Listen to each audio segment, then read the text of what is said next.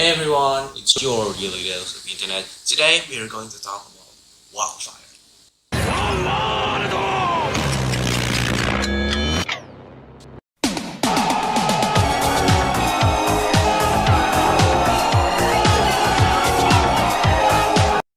Fire sure is a good tool for daily human life. We cook using fire, we shake metals with fire, and even some still use fire as a light.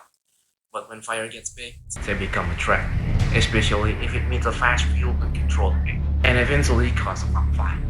An uncontrolled fire that powers on wildland vegetation. Wildfire is the biggest threat aside from humans to wildlife. Wildfires often happen in rural areas, consisting of enormous vegetation that the fire could consume.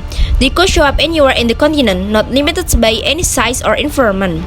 Some regions with a mixed conifer forest like California Sierra Nevada mountain are usually affected by different types of wildfire because of their land contours.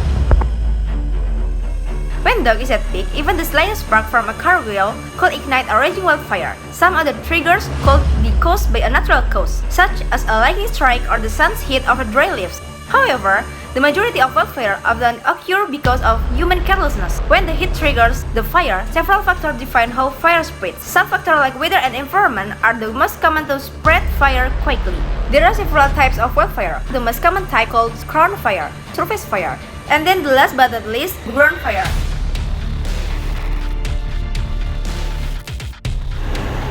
The formation of fire cannot be arbitrary. Fire can only appear if the elements are fulfilled. The fire-forming element is called triangle of fire theory. Triangle of fire is represented by an equilateral triangle, which indicates that three elements must be present for fire to form. The three elements in the triangle of fire theory are a source of heat, fuel, and oxygen. The heat source needed in combustion can be obtained from anywhere. Some common sources of heat that trigger fires are solar heat, hot surfaces, and even as simple as sparks. While the fuel that can cause fires can be found in three forms, namely gas, solid, and liquid. Examples of solid fuels are wood, coal, plastic, and paper. Then examples of liquid fuels are gasoline, paint, alcohol, and olive oil. While examples of gaseous fuels are natural gas and carbon monoxide. The source of oxygen comes from the air. For the combustion process to occur, at least 15% of the volume of oxygen in the air is needed. Normal air in our atmosphere contains about 21% oxygen. This reaction process will continue as long as there is sufficient element. Fire will not appear if one of any element doesn't fulfill. Most wildfire occur in windy and dry areas, such as California during October, when a wildfire is considered common in California.